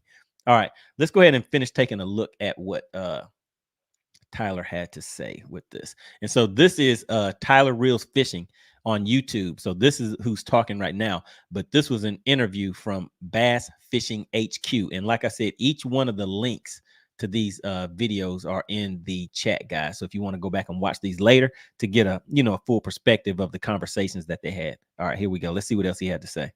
When I was back with Lucky Tackle Box years ago, they were one of the first companies in the fishing industry that really, and I'm no longer affiliated with them, they really saw the power of what content could be for companies. And so they flew like 15 of us YouTubers to ICAST. It was ICAST 2015 or 2016. Mhm. They had us all wear the same t-shirts. We were all walking around with cameras like this, vlogging. And I mean, the industry was confused for sure, because none of us had huge fan bases, but the companies had no idea what a YouTuber was. Of course, they all still were all in on TV, all in on the tournament coverage, not even Bass Live tournament coverage, just the TV shows that came out afterwards. Mhm. And so to meet companies and professionals at that stage, 9 years ago, they were confused. They were intrigued, but there was definitely, I could tell, some animosity. I'm not going to name any names now that I'm thinking about it. There were some that even to my face would say stuff about me not deserving sponsorship dollars because I'm not a pro. Mhm. A college fisherman one time to my face told me that I've only won the Pond Master Classic. Oh, not the Pond Master Classic. So, I mean, that's kind of what I'm talking about, guys. So you see the type of reception that he was getting. I mean, obviously when you look at him, he's still a young guy. So he was a lot younger then, but he was a YouTuber. He was from the YouTube side of things. So he's saying he didn't have a big following, but I'm not even sure right offhand what his following numbers are, but he could have, say, 600,000 plus subscribers, something like that. Actually, let me just pull it up real quick just to take a look, just so I make sure I get it right. All right, just bear with me real quick, guys. So he is Tyler Reels Fishing on YouTube. And if you look him up, it's 326,000 subscribers, which is still a lot of followers. So he's saying he didn't have many subscribers, but like I said, to him, he's not saying a lot, but even at this point, he still had a lot of, because I've followed his channel for a lot of years too, guys. So he's saying he didn't have a lot of subscribers, but that is all subjective. I think he still had a lot, you know, from what I would say would be considered a lot of subscribers. But let's see what else he had to say. And so there was just some early animosity, I think, because it was so unusual. looking back, I'm not sure if they necessarily had any hate in their heart, but it was just more like, this is weird. You don't really finish well in tournaments, so why are you getting sponsor dollars? At least you're not winning the biggest of tournaments. So I think since then, we'll talk about it, things have gotten a lot better, and it's actually kind of flip-flopped to now where pros are leaning into YouTubers for not just information, but also actual work as well. Yeah. All right, so No, there I we think go. that is kind of fascinating. Like you said, the industry at first. All right, so there we go. That is the host of Bass Fishing HQ right there, guys. The link to their full video is in the description, so make sure you guys go and check that out after the live stream. All right, so let me just drop that down. So I just wanted to give you guys another just another perspective of the reception of somebody that is kind of outside of the industry, and now they're trying to come in. And you see, he wasn't really well accepted from the YouTube side of thing. And then it was like they were like, "What are you doing with those cameras? What are you filming? What are you showing the people out there?" So I'm just kind of saying this stuff, guys. And really, what I want people to do is just kind of look at this topic and look at this situation from a different lens and see how you can use it to actually start building that community and actually growing the sport, like people say so often. If you kind of look at you just look a little more than just face value at some of these topics and just try to see what can you get out of it. What is it that is really happening? What does someone really think whenever they're called a snotty-nosed kid and they're trying to be accepted into this industry? And it is a sport that's trying to be grown, trying to grow the sport. And someone that is coming in with that, that fresh outlook on things, the excitement of it all, and then the way that they are received, and so that kind of thing. So that's kind of what I'm getting at, guys. So hopefully, this does help some people as far as their perspective with the way that they're viewing things and things are seen out there. All right. So now one more clip, but before we do that, let's hop back into the poll real quick. And how are people doing over here on the Facebook side of things? I want to give a big shout out to the Facebook crew. All right, I see you coming in. You guys are getting active over there on the Facebook side of things. Really, really appreciate it. Let's see who we had checking in. Okay, so we have okay, all right. So we have some new people checking in. Shout out to Larry Gaines. I see Michelle checking in, and I see Miles Andrews. All right, so really, really appreciate you guys tuning in. All right, so now let's just take a look at this poll, and then I will drop this poll down and do another one. All right, so the question that we are now looking at is, do you think that the older anglers that have been out there putting in work and putting in all of these years of time, sweat, blood, and tears out on the lake, do you think the older anglers resent the younger anglers that are coming in and winning? And we have 54% are saying yes, and we have 46% saying no. So I would say that's still close enough to like 50-50. And what this is, guys, is just a gauging of the room for the people that are watching live. So anybody catching this on the replay, that is what this poll is from. So it isn't an outlook on the entire industry or how everybody views this. This is just the people that are viewing this live.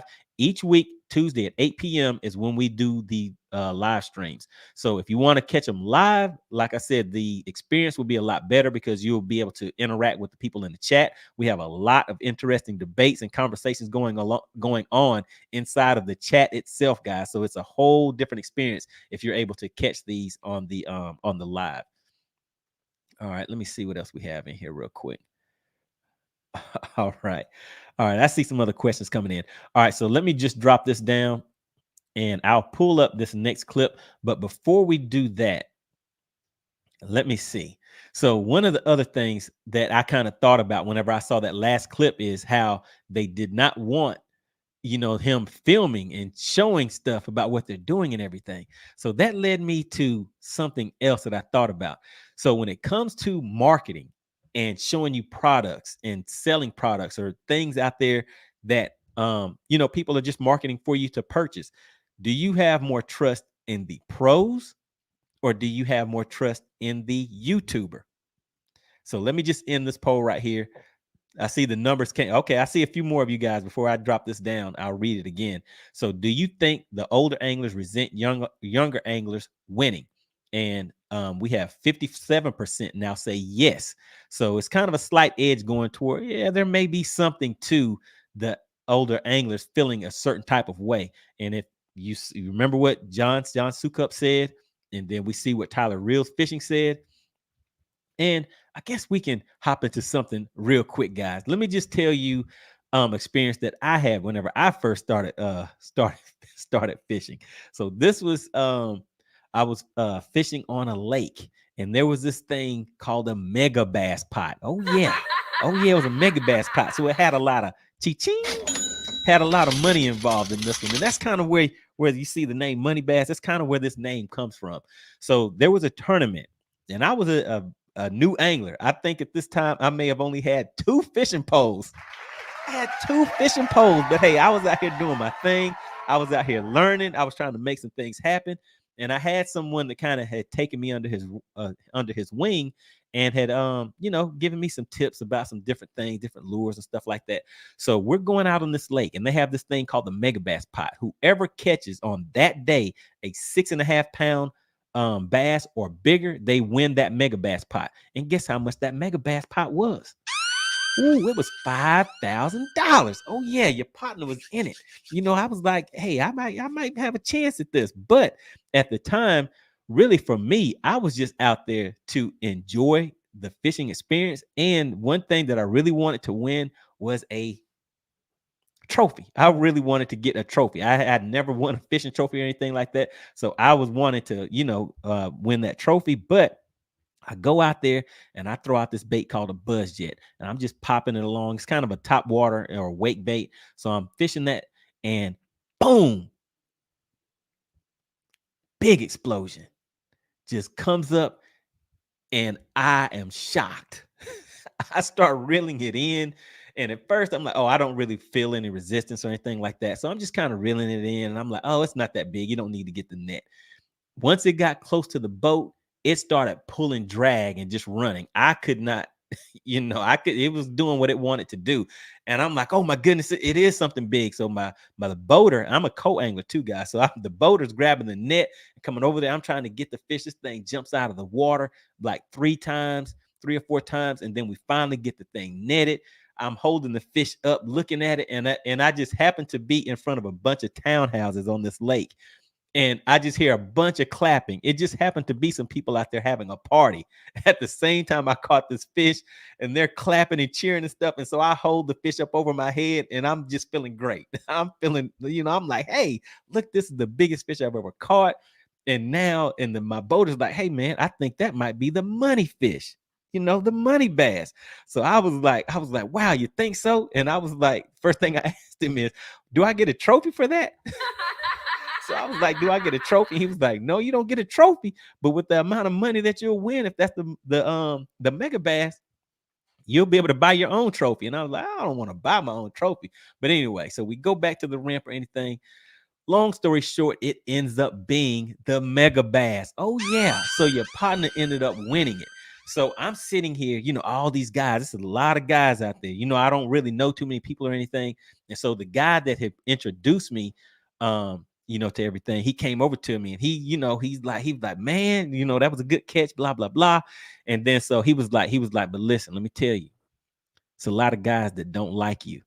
And so I'm looking like, yeah, that's funny, man. That's funny. How can they not like me? I mean, they don't even know me. And then so I look at him, and his face is stone cold, not smiling, not blinking or anything. He was serious. And I was thinking, like, why would they not like me? And so he just explained to me, there's a lot of people that have been trying to accomplish what I came out there and accomplished. So he said they're going to feel what they do feel a certain type of way about it. So that's kind of what it, hearing this back and forth about certain topics kind of reminds me of. And so when I hear John Soukup mention his story about it, and then, Tyler Reels Fishing mentioned his, the way that he felt about it. It's like, I think each of us, when we think back, we can have some type of something, whether it's fishing, whether it's schoolwork, whether it's a certain sport, whether it's just anything, something that we have become good at, or we accomplish something. And then there's people that kind of, that they don't really see your success the same way that you do. you know, it kind of makes them not like you, be jealous or something like that. But that's kind of what they were mentioning, and just, you know, what I wanted to get your guys' perspective of. But so the final poll before I take this down, the response to it: do you think older anglers resent younger anglers winning? We have 54% yes, 46% no. So yeah, that's still kind of, you know, like maybe they do, maybe they don't. But yeah, so now let's drop this down, and I'm going to move into this last clip, and then I'm going to drop the link right after this, guys. Hold on 1 second. So let's go ahead and end this poll. And before we do that, let's hop back into the chat real quick. Let's see what you guys have been in here talking about. All right, let's see. Where can we start at? Okay. All right. So yeah, what I always say also, guys, make sure you guys get in here and network with each other. I see you guys in here having some great conversations with each other. So good deal with that. All right, let's see where we at. Shout out to Mako Mills. He says, money, did Ben ever reveal his new boat yet? I don't think so. I haven't seen anything like that. All right, shout out to Michelle. We have Michelle checking in. I told you guys, we're here for guys and gals. We have a few people, a little bit of everybody checking in, seeing what's going on on this fishing scene. All right, let's see what else okay. Joe Winkler says not yet, so he did not reveal that boat yet. All right, so Fishing Fix says, do you think Ben will win a tournament this year? Pretty interesting. Do we think he will win this year? Man, if he does, I hope he's throwing some of those real big swim baits. I want to see somebody throw like a big 10 or 12-inch swim bait and catch a fish during the tournament with something like that. I think that would be pretty cool. All right, let me see. So do I think Ben will win a tournament this year? That one's kind of hard to say. I would say in the top 10s, I think he'll get at least 2 top 10s. How about that? As far as winning a tournament, yeah, I don't know. I don't know about that one. That one's a hard one right there. All right, let me see. Bargain Ruger says, I resent anyone winning if it ain't me. Oh my goodness. He says, hey, if you beat me, I'm just not gonna like you. All right, then shout out to Edward Cohen. He says Bass Fishing HQ has a great show, has a good show. Yep, I agree. All right, yeah, he has some great information that he puts out. All right, let's see. Barkin Ruger says a huge part of being a pro is personality and marketability. At the end of the day, the tournament trail is trying to move their products just like the brands. That is correct. I agree with that. All right, let's see. Bearded Liberty says Mega Bass jerk baits are hands down the only jerk baits. All right. All right, sounds good. All right, CT, what does CT say? He says, at Lucky, he says they have great baits. Just make crap decisions about who they support. No bait is even 100%. How does CT give a compliment and a uncompliment? No, that's not a word, but he does them at the same time. How are you doing this, CT? All right, Joe Winkler says, thinking Ben is almost 900K followers. I don't think he has that many. Let's just take a quick look. Let me just look real quick. I think he has around 550,000, something like that.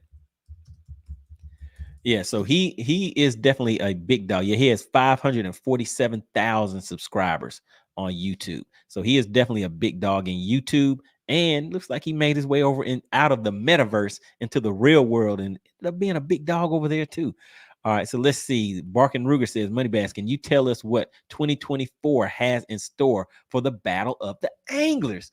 Oh yeah, I have some things coming up with the Battle of the Anglers. So we'll be getting back into that shortly. So I just have to send out the notification, see who wants to meet up out there on the lake, and have that live competition. So if anybody does not know what he is referring to, another thing that we do on this channel, along with these live streams in the studio, I have on the water live streams where it's me out there doing the live stream while I'm on the water.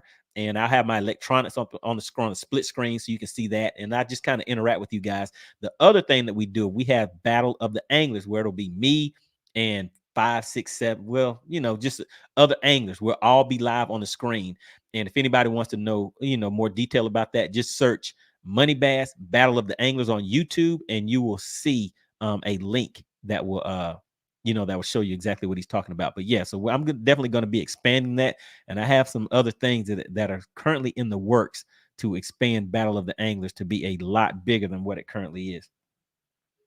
All right, so let me do this, guys. I am going to go ahead and drop the link. So if anybody wants to come up here, and you've seen the clips that we've gone over, and you have heard a little bit of commentary, you've been in the comments, chit chatting with people. So I'm dropping the link in the chat, and I'll call it the call in link. So if anybody wants to come up, I'll drop that link now. And I still have one more clip that I'm going to play. But if you want to come up and, just speak your piece on any of the topics that we've talked about tonight, or any of the clips that we've talked about tonight, then I'll bring you up and you can do that. All right. All right. Then we have, what is this? 2K. All right. 2K, haven't seen you in a while. Says Tyler is partners with Randy. Oh, yeah. I mean, see, over here on the YouTube side of things, it's always things going on behind the scenes. You never know who's linked up with who, guys. And you never know who is watching these live streams. We have some people, some special YouTubers and people on the pro side that, that stop in every once in a while. They don't necessarily hop in the comments all the time, but they're watching, guys. They're watching. All right. Bearded Liberty says, what does everyone think about the Alabama Bass Council confiscating docks? What is that? Confiscating docks. What is going on with that? I haven't heard of that one. All right. CT says, let me see. Same here. Baits are about angling identity. What works for some does not work for everyone else. That is true. All right. So let's see. What else do we have here? Shout out to Dan. Dan says late here. That is the most I have been forced to listen to Randy. Block it. Let me see. Don't watch anything he is involved with. If he is a cartoon, he would be SpongeBob. Come on, Dan. All right, let's see what else we have. Shout out to Luis Garcia. Haven't seen you in a minute. He says, Happy New Year, everybody. What is going on? He is a member of the Money Team. Really, really appreciate you supporting the channel. All right, let's see what else we have in here. We have Q-Tip. Yes, sir. Q-Tip is checking in. What do you have to say, Q-Tip? He says, as a professional, as a regular fisherman, or whatever it is you do, improvise, adapt, and overcome. Resenting people over your shortcomings is jealousy. Oh yeah. I mean, I think that is kind of some of what's going on out there, and some of the clips that we played tonight. I mean, what do you guys think? What do you think? All right, Lucky says some of the Googans, hard baits, and frog is money, but for me, their clickbait is garbage. And I personally don't get bites using their soft plastics as trailers, but I am in Minnesota. All right, big shout out to you. Really appreciate you hopping into the chat. All right, Bearded Liberty hopped in here and got straight to it. In here networking, said, is anyone here from East Tennessee? All right. So, yeah, definitely get in there and network with people, because you never know who is in the same city, fish the same lakes, or fishing the same tournament trails. You may be able to link up with somebody and cash some checks out there. All right. Shout out to Sly Doggy TN, a very, very big supporter and strong viewer. Been here supporting the channel for a long time. And, special contributor also. That Target Lock is still putting in work. Really, really appreciate it. All right. He said not East Tennessee, but Middle Tennessee. All right. So there you go. Who is that? Bearded Liberty. So, yeah, like I said, there's some Tennesseans in here. So, yeah, make sure you guys get in there, network, and get active with each other. All right. And, okay, I see we have somebody that is ready to come up and speak their piece backstage. Let me get that timer ready. Barkin Ruger says, Cajun Rob, fishing, you know me, kicking tires and lighting fires. All right. All right. What does Q-Tip have to say? 20, 30, 40 years ago, becoming a great fisherman took improvisation. Today, it takes social media. Work smarter, not harder. Learn the old ways and the new ways. Survival of the fittest. Oh, yeah. So he says today it takes social media to become a great fisherman. So I think it definitely helps, because it can cut back on that learning curve. And so this was the next question that I wanted to put up here for the poll. Let me go ahead and put this up here, guys. So I'm starting this poll. So if you are looking to buy a product, or you see a tournament going on, something like that, do you trust the pros giving you information about products, or do you trust YouTubers more? So that is the next question. Do you trust the pros, or go ahead and put some respect on that, capitalize? Let me trust. Do you trust the pros or YouTubers for let me see, fishing product information? All right. So we'll keep it simple. We'll put pros and then we'll put YouTubers. And so this kind of came up whenever I was all right, so that poll is up and running. So let me just give you guys a little bit of background with that question. Do you trust the pros or YouTubers when you're getting fishing product information? So like I said, this information and this discussion to me is something that can kind of shed some light on why things may be swaying a certain way, one way or the other. And I know one of the things that people like to do is say, this right here is the reason. The reason is forward facing sonar. No, the reason is because there's 8 million more people fishing than before. Oh, no. The reason for this thing happening over here is because the price of everything has gone up. But there could be multiple reasons. And some of those things may be small and minute that you may not have considered. But everybody remembers back when we would be watching our favorite anglers out on the lake and they're just catching fish. They cut to this other angler. He's catching fish. They're reeling in that big fish. They get that fish in. Let me just drop this down real quick. So they get that fish in. And what is the first thing they do? They grab that fish. They grab that bait. Can you see that bait? And they throw that bait to the side of the boat and then they hold up that fish. And you're looking like, what was that he just took out of the fish's mouth? What was that bait? Because I want to buy one. But when do you have to find out? Now, this is what I'm saying was it used to happen. They would take that bait out, throw it to the side. And there could be multiple reasons that they're doing that for. They could be doing it because they don't want their competitors to see what they're fishing with. It could be that the bait that they're using is not one of their sponsored baits. And then we've all heard the stories about, hey, you know that such and such was using this bait right here, not the one that they said. And so I think that could shed a little light on something that made a YouTuber more relatable to a lot of people, because that YouTuber is just showing you what they're using. They're casting it, they're catching fish with it, and like, hey, look at this. And they're taking it out and they're talking about that product. So they're showing you. They don't feel like there's some type of deception going on when that person is hiding what they're throwing it in the water. And like I said, it could be because that angler does not want his competition to see. But we have all heard the stories about like, hey, well, you know what such and such was really using. This crankbait that he was really using was this over here, but they're sponsored by somebody different. So that's been a topic that has come up. But I just wanted to kind of put that out there. That's kind of where I came up with this question from, as far as like, where's that disconnect where people were wondering, like, why are people following these YouTubers? They're not even pros. They're not. But if that YouTuber goes out there and he catches a fish and he shows you exactly what he caught it with, some people just want to see that new bait that they want to go and purchase when they're in the store. And they're like, hey, that is a quick connection. They saw that YouTuber go out there, catch it. He showed them the bait. I'm going to the store to buy it. Just that quick and simple. Not really a lot to actually put in, not a lot of thought that needs to be put into that.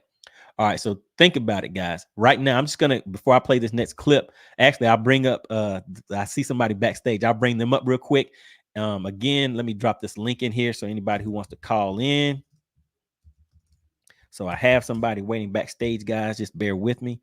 I'll drop that link one more time. But the poll right now, make sure you guys get in here and get active. I see you guys are still voting, but just to give you an idea of where we are at, and I just dropped the poll in here. And this is, again, to gauge the room, the people that are active, live, and watching right now. This is not a poll of the entire industry, but do you trust pros or YouTubers for fishing product information? Right now, the pros are at 30%, guys. Think about that. The pros are at 30%. And why is that? YouTubers are at 70%. Goodness gracious. 70% of you guys right now, and we're still voting, so make sure you guys get active in that poll. I'm going to leave that up for a minute because I think this is something that is very important for everybody that is watching, whether you're a pro, whether you're somebody who sells products, whether you're somebody in the industry, or you're just the average fisherman that is out there. Why is that? Why would someone trust a YouTuber over that pro? But you guys are live and in action, and that's what you're voting in here in this poll. And like I said, to me, these live streams that we get together each week, Tuesday, 8 p.m. Eastern, is to kind of share information, thoughts, and opinions and see what we can learn from each other. And I think this is a valuable tool right here and something that I think a lot of people can learn from, because, yeah, I think that this is going to be surprising to a lot of people that that 70%, actually 70% of people, and the number people still voting, 70% are saying that they would trust a YouTuber over a pro for product information, guys. All right, but without further ado, let's go ahead and bring somebody up and see what CT has to say. What's going on, CT? So we got a pretty interesting topic going on this evening. What do you think? You know what? I tell you, I see history repeating itself. I don't think the resentment has anything to do with forward-facing sonar. I think that's just a fear of technology and not wanting to start over in some aspects. I think when it comes to the resentment, you're always going to have those guys that resent the younger generation for taking those spots, for taking that money. And then you're going to have those guys that want to pay it forward and see the younger generation succeed. So I think that's just the same as it's always been. Gotcha. In my personal opinion. Now, when it comes to the current poll question, I think pros are, and see, this is where the hot marketing dollar is right now, obviously, is within YouTube. But I think, like in everything else, I think it's only because the smoke and mirrors haven't been exploited for what they are yet. I think in a lot of ways, YouTube is seen as that proving ground where, as content creators, our numbers are based upon how well we can connect with our audience and what value we have to give to them, like in the way of teaching. Right. So I think that's where that extra credibility is lent to when it comes to like giving the 411 on particular baits or techniques or what have you. With that said, professionals on the BBT, over on BASS on the Elite Series, you know, those guys are professional sellouts. Wait a minute. Hold on. Wait a minute. We're YouTubers. We just ain't figured out how to be professional sellouts. Wait a minute. Let me stop the show. Wait. Did you say professional sellouts? I mean, to a degree. Well, what I mean is, like, that's at least. Look, you kind of slid that in there and kept on. I mean, it's what I mean is it's the not in the literal sense. It's not everybody, but I got you. But it's at least what is portrayed. It's how they're viewed by the general public, because the general public says, okay, they're taking those dollars to promote this bait or this line or this boat or this motor or these electronics. They're taking that money to do it. What do they really believe in? Right. Now, I've got both great advice from quote unquote professional anglers on products before, talking to them personally. And I've got just some sales crap from others that I just looked at like, nope, and walk off. So, I mean, that's just the reputation they've already established. And that's how it is in anything. I mean, no matter the sport, that's how it is. I mean, that's where those dollars are at. So the thing about YouTube is companies have realized that they can get more bang for their buck with YouTubers. Their dollars, as far as advertising, go a lot further. Right.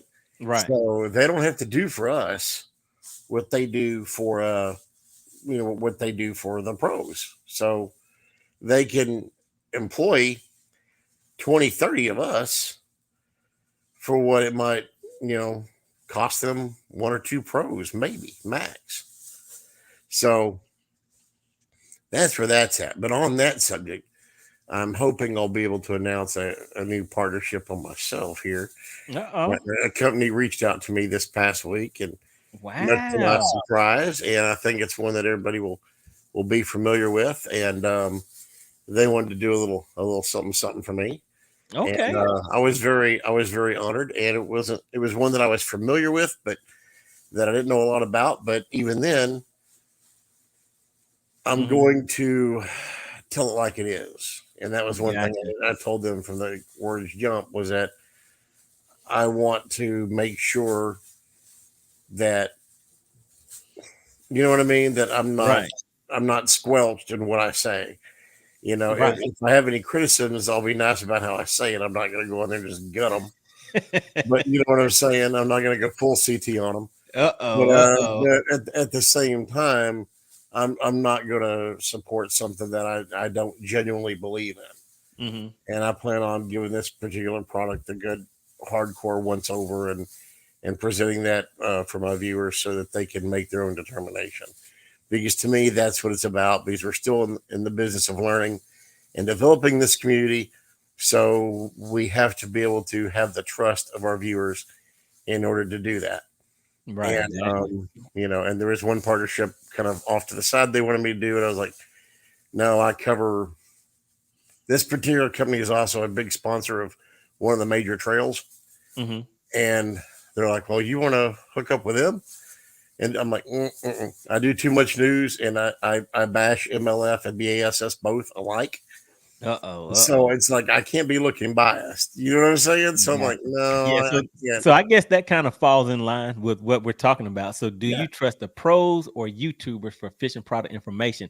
And so with the YouTube side of thing, like you're saying, you want to be able to still speak your piece, speak your mind, and not necessarily be held back just because you're affiliated with a certain sponsor. Bingo. And so that is kind of like that juggling thing that I know that they have to, they have to keep in mind, because they're doing this for a living. So they, they can't necessarily step on the wrong feet. Definitely a good one. I mean, at the same time though, and this is what I was saying though on that too, at the same time, there's also a lot of new content creators that will jump at the chance to get any sponsorship that they can, right? So they might not have that same kind of, fortitude. Right. It's like anything else. It depends on the person. I mean, there are some pro anglers that we have trust in because we've seen them over their careers. We know how outspoken they are. Yep. Exactly. Building that trust is the thing. Yeah, and one of them recently got silenced, as I'm sure we've all heard of. If I get the chance to do a story on that, I'll do a story on that. But a real, very popular somebody that I know everybody in the chat's very familiar with has recently said that a certain organization he fishes with kind of put the boot on the neck and hushed him up. So that's a thing that happens. Yeah. Yeah. All right. Well, very interesting perspective and great information. Really, really appreciate it. CT always coming through with some great insight to some things. Appreciate you as always, my friend, man. Happy New Year to you and yours, man. Oh, yeah, definitely. Same to you, man. Really, really appreciate it. All right, guys. Big shout out to CT. Make sure you go and check out his channel on YouTube. That is Cerebral Tackle, guys. He had dropped some great content over there. All right. So, make sure you go and check him out. All right. So the link is in the chat. So I'm putting this call in link in here. If anybody else wants to come up and, I think we've talked about some pretty interesting topics and some clips for tonight. So if anybody's interested in come up, just click that call in link. Just make sure your lighting is good and I can pull you up. All right, guys. So we've been rolling. I think we've been having a good time. I think this has been some interesting, some interesting information. All right. So what I'll do for now is let's hop back into the chat, guys, and see what you guys are talking about in here. Like I said, this is a very interactive show. So I want to hop in here and see what the people are talking about. All right. Lucky says, let's see. I say that because I'm used to it as well as a few others. So let's see. So I'm speaking from a biased standpoint. All right, let's see what else we have. Dan Childs. Okay, let's see. I think I already got that one. Yeah, I already got that one. I already got that. Let's see. Let's hop down here and see what else you guys have been talking about. So you guys have definitely been rolling. So 2K says, hey, YouTubers and the pros, we're both sellouts. Oh my goodness, don't hurt our feelings like that. Oh my goodness. All right, so looks like we have somebody else that wants to step up and see what we're talking about on the live stream. Hold on 1 second, guys. Special shout out to Bearded Liberty. What is going on? Can you turn your phone? Can you turn your phone back to the left? Yeah, there you go. There we go. What is going on? Really, really appreciate you tuning in. And new member of the channel. What is going on? Can you hear me okay? Uh-oh. Do a sound check. Sound check. Can you hear me Sound okay? check. I got you I got an echo in the background coming from you. Oh, gotcha. Okay. Do you have another screen up with YouTube or anything on it? So we may be working with a delay, guy. Just bear with us real quick while we get it. Can you hear me now? Yeah, I can hear you. There we go. I got that echo fixed. All right, gotcha. Okay, so what's on your mind? Yeah, so just something that interests me. We've heard people talk about maybe doing 4 tournaments a year with LiveScope, 4 tournaments a year without. Mm-hmm. I think that would be interesting. Kind of once and for all. Just decide between everybody arguing back and forth, is this guy better because he's got LiveScope, and flip a coin. I mean, even flip the coin and don't have LiveScope on some lakes that are LiveScope lakes. And then, the big argument is like, well, it's a pretty big deal to take that transducer off and get the wiring pulled back through the boat and stuff to ensure. Right. I mean, it'd be as simple as, making a cover for the transducer that's got a keyed lock that only the tournament directors have the key to, or getting a locking knob so they have to adjust that forward facing sonar where it's looking straight up at the sky, and then they can lock that out where it can't be moved during the tournament. Right. Well, and so speaking of that, another thing that I thought about, because I saw that mentioned in a post somewhere, but whenever you have food delivered from Uber Eats or something like that, it comes sealed. So it has a seal on it. So like you just mentioned, if they just put some type of sealed bag or some type of special something around there and just seal it to where it can't, once that seal is broken, it would be obvious. Something that simple would allow you to still have it on your boat without removing it, something like that. But yeah, absolutely. So that's definitely a good idea. But that was short and sweet for me. That's all I had. All right. Special shout out to Bearded Liberty. Really, really appreciate you coming up. A new member of the channel, guys, came in with some good information.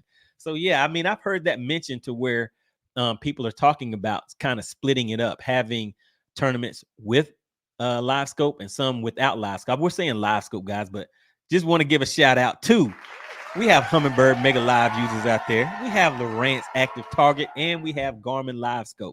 So regardless of what system you're using, everybody is welcome here on this channel. I do a lot of electronics tutorials and stuff like that too, guys. I run Humminbird system, so whenever I'm out on the water, the screenshot, the split screen that you will see will be me, and then I have Mega Live on the other side. And the fun thing about it is I let you guys, like if somebody wants me throwing a crankbait, or you want me throwing a buzz bait, or so if you can convince me to go shallow, you know what I mean, I'll throw that out there for you. But yeah, so that's kind of the on the water live stream that we do. But like Bearded Liberty just mentioned, I think it would be interesting to have the guys fish tournaments without their electronics. I mean, and when you think about it, whenever you think of your favorite anglers, all right, so yeah, that's another thing we can do too, guys. In the chat, I won't do a poll for this one, but name your top 3 anglers, your favorite anglers that you like to watch fishing, or your favorite pro anglers. I just want to get an idea of who you guys pick. So for instance, let's say for me, one of mine is Kyle Welcher. He started off, I knew Kyle from being a YouTuber. We would, just kind of cross paths every now and then on the lake. And I would be like, hey man, I watch your content. He'd be like, hey, I watch your content. So it was kind of a cool thing. And then we would meet up every once in a while at different boat ramps. I mean, it's not like we would plan that ahead of time. We would just happen to be at his small local lake. And sometimes he would be at my small local lake. Mine, I think, is a little bit bigger than his small local lake. But that's how I kind of met him. But for me, when I think about Kyle Welcher, I wouldn't necessarily want to see him out fishing offshore and using forward-facing sonar. I want to see him throwing that swim jig. I want to see him out there catching fish with a frog, something like that. So if we kind of look at it like whatever your favorite angler is, they kind of have their superpower. Let's just put it that way. One angler may be known for crankbait fishing. Another angler may be known for punching or for fishing a jig, or maybe you're known for fishing big swim baits, or you're known for fishing shallow and catching them on top water. So whatever that angler is known for, I would say that that is their superpower. And I would rather see that angler catching fish that way than fishing something, you know, just kind of off the wall. So Bearded Liberty says, he says, Jordan Lee, Alton Jr., and Swindle. So Bearded Liberty, this is the question. Would you rather see Swindle out catching fish offshore using live imaging, or would you rather see him fishing? Well, actually, let's scratch that. Would you rather see Swindle out fishing a Carolina rig, or would you rather see him skipping a jig under a dock and catching fish that way? You know what I mean? So my thing is, when I think of Gerald Swindle, I'm thinking of out there catching fish on a crankbait or on a jig fishing docks, things like that. All right, so let's see who else we have. So somebody else said B-Lat, Mark Daniels Jr., G-Man, and Seth Fider. So when you think of your favorite angler and then you think of what their superpower would be, like what bait do you like seeing them catch fish on? To me, that is the way that I see it. I would like to see my favorite angler catching fish with the technique that he is known for. Like, for instance, Greg Hackney. Would you want to see Greg Hackney out catching fish on a crankbait or with a jig? You know what I mean? So I want to see Greg Hackney out there throwing those big jigs or small jigs or whatever in ways that we haven't seen and catching fish that way. So that's kind of what I mean by that. But I do think that that would be something very interesting to see the anglers fish with live imaging and without live imaging. All right, then we have Joe Winkler. He says Todd Castledine. All right, Bradley Hallman and Jason Christie. Oh yeah, Todd Castledine. He is like I always say he's like the Navy SEAL of fishing. It seems like he's the type that you just drop him out because he fishes a lot of local tournaments and stuff like that too. So it's like he says he's there for the check. He is definitely fishing for the check. So I like Todd Castledine. All right, let's see what else you guys. Mako Mill said, you skipped me, boss. Okay, let's see what Mako Mill said. Mako Mill said, okay, he said Jacob Wheeler, Greg Hackney. All right, shout out to Greg Hackney. I was just talking about him. Bradley Hallman. He says, I have many others. So yeah, so that's all I'm saying, guys. To me, I would like to see it to where those anglers are still able to fish their strengths, so that we can see them for the things that they're known for. And I mean, Jacob Wheeler, I mean, he's just all around. I wouldn't even know what to say. Jacob Wheeler's strong. What would you guys say? What would you guys say is Jacob Wheeler? What technique would you say Jacob Wheeler is known for? What would you guys say about that? All right, let's see what else you guys have to say. Shout out to Greg. Shout out to the Money Team. He says, has anyone seen Ben's video on the top 20 winners over the past 8 years and the average weights? It's eye-opening when it comes to forward-facing sonar discussion. Yes, I did see that. And yeah, it was pretty interesting. He comes with a lot of information. And when I was watching it, I was like, man, how long did it take him to compile that information and put all of that together for that video? So yeah, definitely. All right, so 2K says Andy Morgan, MDJ, and Polinick. All right, let's see who else we have. All right, let's see what else we have in here. I'm just looking. What does Barkin Ruger say? He says 2 minutes to cash in that check. Oh, yeah, guys. We've been rolling for 2 hours, guys. Really appreciate everybody for tuning into the live stream. Another thing, make sure you guys share the link to at least 2 people that you think would be interested in these topics or in this content that we talk about, guys. We are growing and we're growing fast. You guys saw that we had some new members coming in. So let's give a quick shout out to Mr. Must Be Nice. Big shout out to you. Really appreciate it. Another big shout out to, let's see, what is that we have there? Okay, another shout out to Top Notch Pressure Washing. All right. Yes, sir. And of course, you guys saw him live and in action on the screen. Shout out to Bearded Liberty. So yeah, we had some new members coming in, guys. And like I said, we are definitely growing fast. The sub number is up. We hit 9,000 right before the New Year's. And of course, I got to give a big shout out to Joe Winkler. He is the sponsor of the live stream, guys. All right, so we've been rolling for about 2 hours, guys. I really appreciate it. And make sure you guys share these channels. Continue to get active in the chats, guys. We'll be continuing to put out more content. I really appreciate everybody for joining in, getting active in the chat, and supporting the channel, guys. Happy New Year 2024. Let's go ahead and get it done, guys. All right. I'll see you guys on the next live stream.